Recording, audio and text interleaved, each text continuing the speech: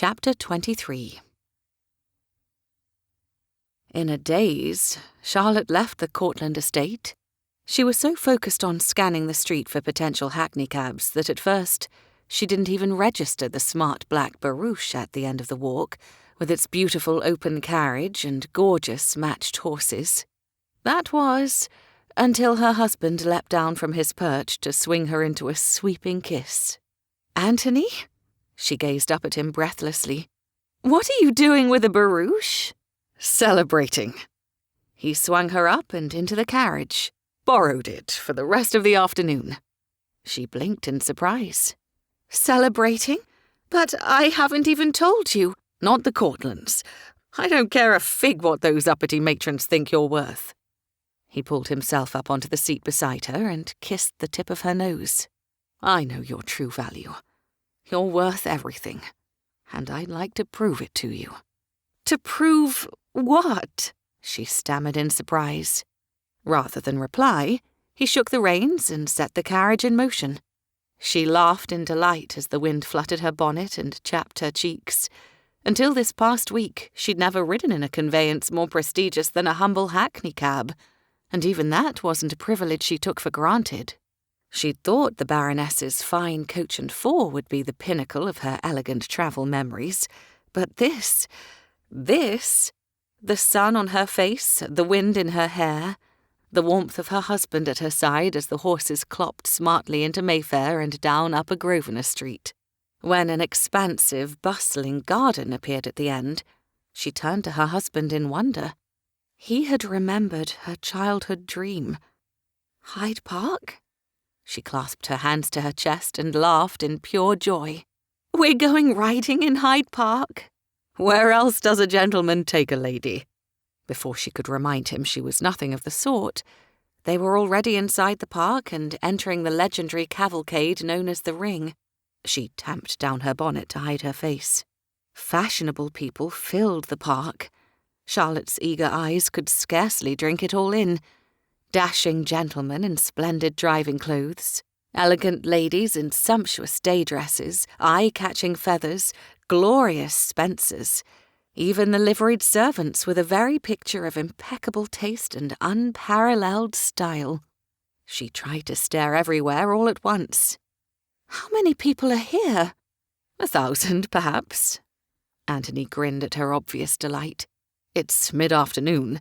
By 6, there will barely be room to move, and you will be begging me to leave at once due to your boredom with it all." "Ha!" She smacked his elbow. Now that she was Mrs. Fairfax, the wife of a town gentleman, she would never beg him to leave. This experience was thrilling. She hoped to stay until they were the very last carriage left on the gravelled path. As long as she stayed out of sight, she could almost pretend she belonged. To her surprise, Anthony pulled the barouche to a stop at the inner edge of the Ring and leapt out to the grass below. "Anthony!" she hissed as she gripped the side of the barouche to stare down at him in consternation. A few of the fine ladies and gentlemen with painted crests on their carriages gave them curious glances as they passed. She tried to avoid eye contact with them. "What are you doing?" "Charlotte Fairfax," he called out loud as he dropped to one knee amidst the crowd. "We may have wed by accident, but our marriage is no mistake. You are the love of my life, and I would do it all over again. In fact, I'd like to." He gazed up at her and raised his voice even louder.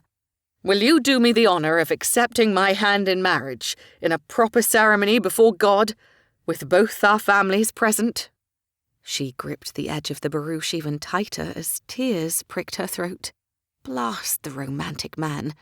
He'd brought her amongst the creme de la creme in London.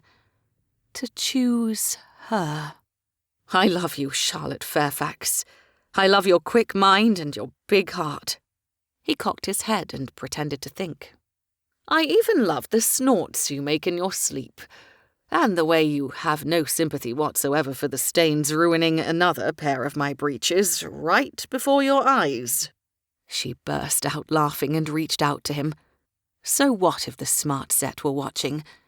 Let them witness the treasure Charlotte had discovered, the man she would spend forever with. I love you, Anthony Fairfax. I choose you of my own free will.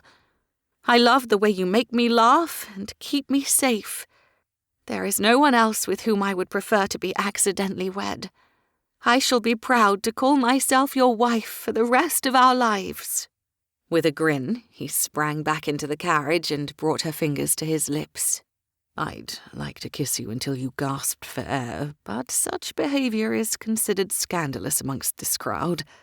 Perhaps I can tempt you into returning to the townhouse." "I've a better idea." She pulled the folded bequest from her reticule and handed the document to Anthony. "How about we find a townhouse to rent and celebrate somewhere private?" He stared up from the papers in shock. £1,000? Per annum? She blinked at him innocently. "That should be enough to commission a bedchamber, don't you think?" "If not, there's always the Kitty and Cock Inn," he suggested with a wink. I did enjoy the Cock Inn." "The lady's wish is my command." He snapped the reins to set the horses in motion. Charlotte giggled, then looped her arm through his and smiled in farewell at the sea of fashionable people blurring by. She no longer yearned to be a part of their world. She had everything she needed right there